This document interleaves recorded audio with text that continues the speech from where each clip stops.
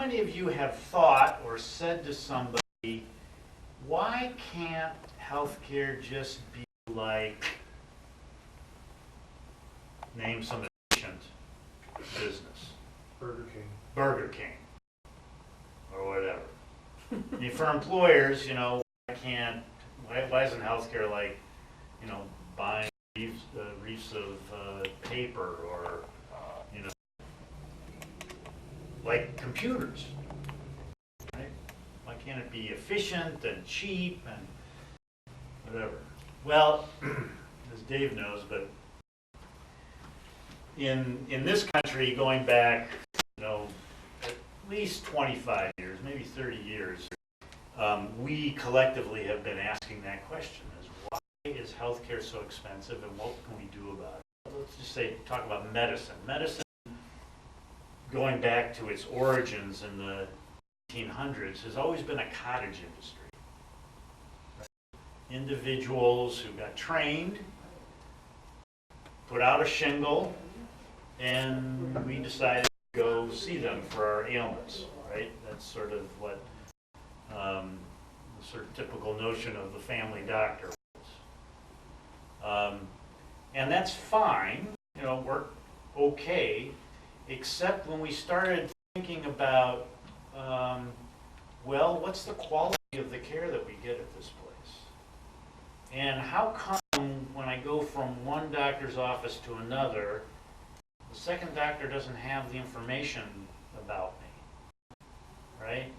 And how come I can't get my x-ray in this office? I have to leave the office and go someplace else.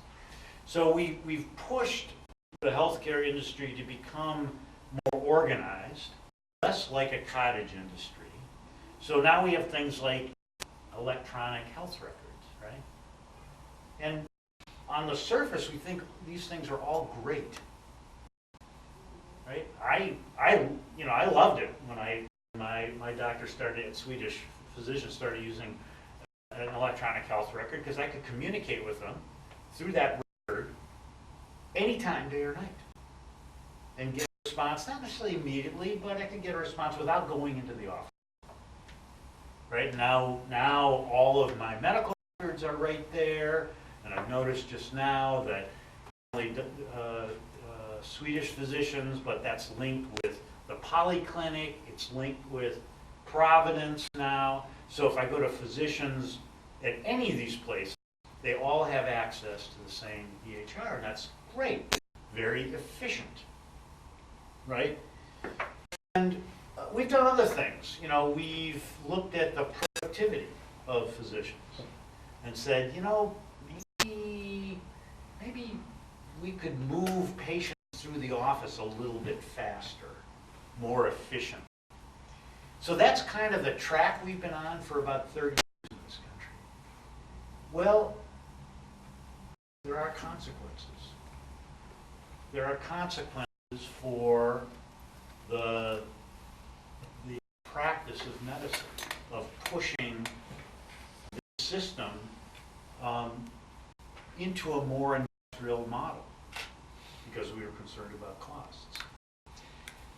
And one of the symptoms of that push is physician burnout, is putting physicians in a place where they become stressed out, they feel like they're losing their autonomy, they're losing their involvement in decision making about the context of their practices, about the organizations that they work in, and because I did my research when you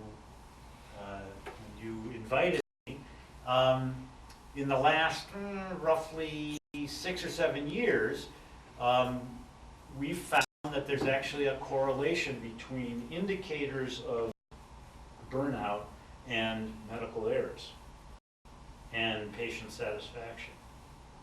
That is, the more the physicians are feeling burnout, the more likely it is that they're going to make mistakes of patient care. I remember when my then primary care doctor that when they first got this electronic health record at Swedish Physicians. And it was a struggle for him.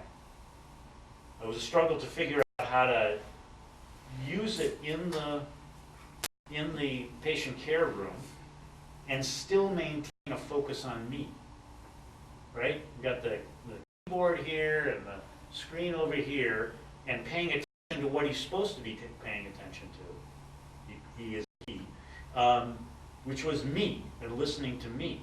Now, he actually figured it out, and it was great. But what was the cost of that? The cost, as he told me, was that in these EHRs, you have to, the record stays open until the doctor fills in all of the blanks. And it's impossible to do that during the course of a 20-minute visit. So what happens? He goes home after 10 or 12 days working in the clinic, goes home, has dinner, says goodnight to his kids, and then spends 2 hours completing all of the EHR record that he worked on that day.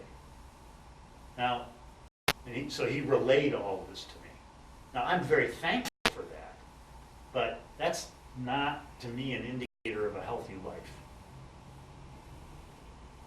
Knowing myself what it's, I'm a teacher, as Dave indicated, and there's some parallel there. So the advent of email. Email is great for communication, but what the result in teaching at the university level is that I am on call 24 hours a day, 7 days a week to my students. That's just an expectation. Which means I have my tug of wars with my spouse about time.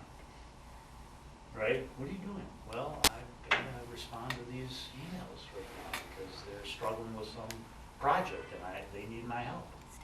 So the cost of these greater efficiencies is to really affect the quality of life of the people that we rely on, these physicians that we rely on.